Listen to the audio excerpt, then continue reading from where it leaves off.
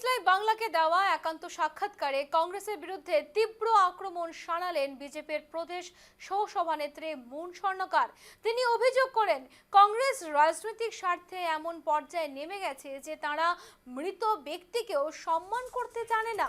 Moon স্বর্ণকার বলেন, হাইলাকান্দিতে কংগ্রেস এখন নোংরা রাজনীতি করছে।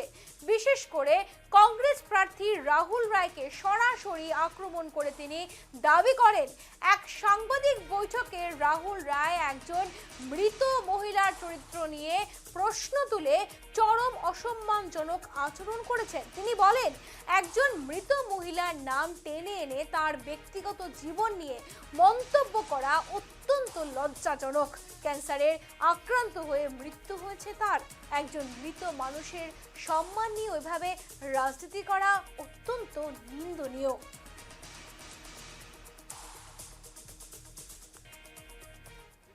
আমরা সবাই জানি আপনি ক্রিকেটের দৌড়েছিলেন, কিন্তু শেষ বেলায় ডক্টর মিলন দাস টিকিট পেলেন, তো এ নিয়ে আপনার দলের বিরুদ্ধে ক্ষোভ রয়েছে? না, অ্যাকচুয়ালি ভাই, প্রথম কথা তো হলো যে দৌড়েছিলাম এরকম কোনো কথা না। সংগঠনে বিবেচনা করে আমার নাম হাইলাকান্দির জন্য আনলো বা সংগঠনে এই নামকে বিবেচনাতে নিল, সেটার জন্য আমি দলের কাছে আর দলের নেতৃত্বের কাছে চিরকৃতজ্ঞ। এটা কোনো বিষয় না।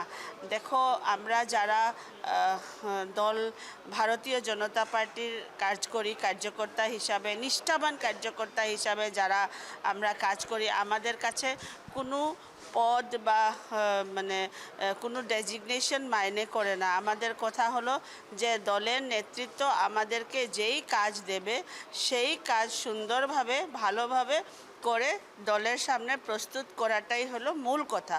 এখন হাইলাকান্দি সমষ্টিতে কি হবে? রাহুল রায় তো একটা স্ট্রং ক্যান্ডিডেট। না না না, কে বলছে আপনাকে রাহুল রায় স্ট্রং ক্যান্ডিডেট? কোন দিক দিয়ে আপনি স্ট্রং দেখলেন? কি স্ট্রেংথ আছে ওনার? আর এন্টায়ার ভারতবর্ষ কংগ্রেস মুক্ত হয়ে গেছে। আপনারা দেখেছেন যে আসামে আমাদের মাননীয় মুখ্যমন্ত্রী বলেছিলেন যে আমি প্রদ্যুৎ বরদলৈ মহোদয়কে স্বাগত জানাবো 2029-এ, উনিও এসে যাবেন।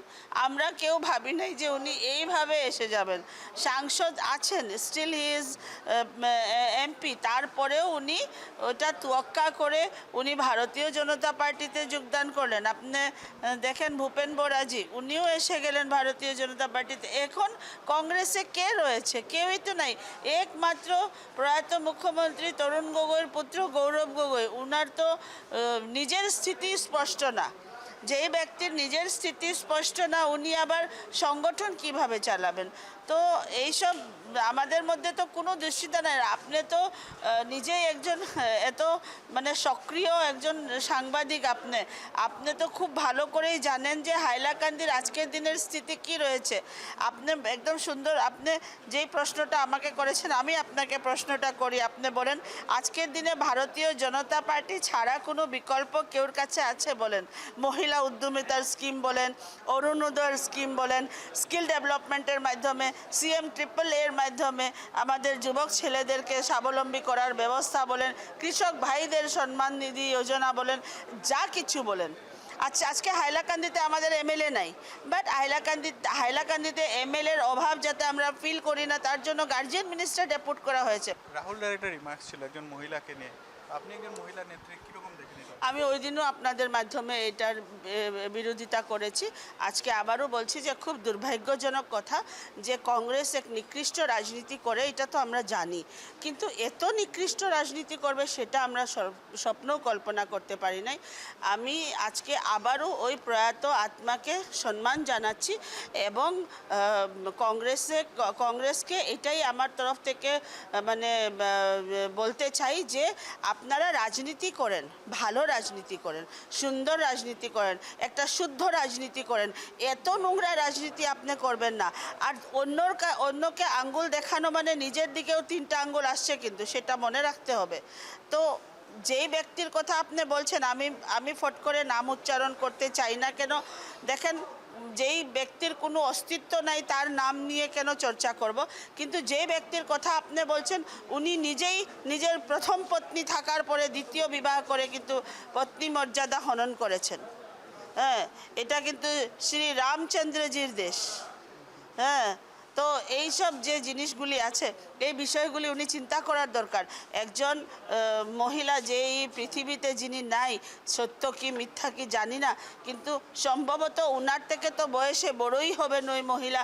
যদি এরকমই থাকে তাহলে উনি ওই মহিলাকে কেবল অপমান করেননি, উনি নিজের মাতৃকে অপমান করেছেন, আমাদের সমগ্র মহিলা সমাজকে অপমানিত করেছেন।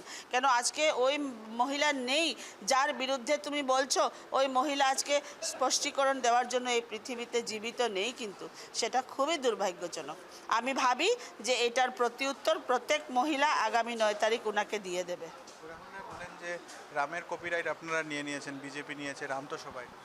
কে বলছে কপিরাইট নিয়ে নিয়েছি? ভাই আমরা নিয়েছি মানে কি, আমাদের সময়ে শ্রী রাম মন্দির স্থাপিত হলো, বাবরি মসজিদ নিয়ে হল্লা হলো, চিৎকার হলো, सब কিছু হলো, कांग्रेस चुप থাকলো। বড় 56 इंच का सीना लेकर माननीय प्रधानमंत्री नरेंद्र भाई मोदी जी के नेतृत्व में और हमारे गृह मंत्री भाई अमित शाह जी के नेतृत्व में जब राम ने जहाँ जन्म लिया मंदिर वहीं बनाएंगे बोला था और वहीं बना के दिखा दिया, तो राम का कॉपीराइट 100% हमको अधिकार है लेने का। आपके टाइम में आप क्यों जय श्री राम नहीं बोलते थे? आपके टोकी लुंगी लगाने से मुझे कोई फर्क नहीं पड़ता है, लेकिन जिस धर्म में आपने जन्म लिया है उस धर्म को आगे बढ़ाने के लिए आपने क्या किया है, কি করেছো? যে ধর্মে জন্ম নিয়েছো কথায় প্রতি মসজিদে যাবে গিয়ে টকি লাগিয়ে নিবে, কি ওদের ইস্তারি হয়ে ওটাতে বসে যাবে। India is a secular state, nobody has to identify that, আমরা জানি। কিন্তু আমার ধর্মর বিরুদ্ধে কেউ কথা বললে আমি ছেড়ে কথা বলবো না, এবং আমার ধর্মকে সুরক্ষিত রাখার জন্য আমার যেই পর্যায়ে যেতে লাগে আমি সেই পর্যায়ে যাব। সেই বিষয়টা ভারতীয় জনতা পার্টি করছে, আর সেটাই আমাদের করা উচিত। কেন আজকে বাংলাদেশ আছে, ইরান আছে, ইরাক আছে, দুনিয়ার খ্রিশ্চান কান্ট্রিজ আছে, দুনিয়ার মুসলিম কান্ট্রিজ আছে, কিন্তু হিন্দু কান্ট্রি কই আছে? हिंदूদেরকে বাঁচানোর জন্য where is that Hindu country? यदि वो हिंदुस्तान को ही वो हिंदू कंट्री बनना है तो मैं अपने आखिरी सांस तक बोलूँगी कि वो हिंदुस्तान को ही बनाना है। India should be a Hindu country, ये हमारा आवाज़ है।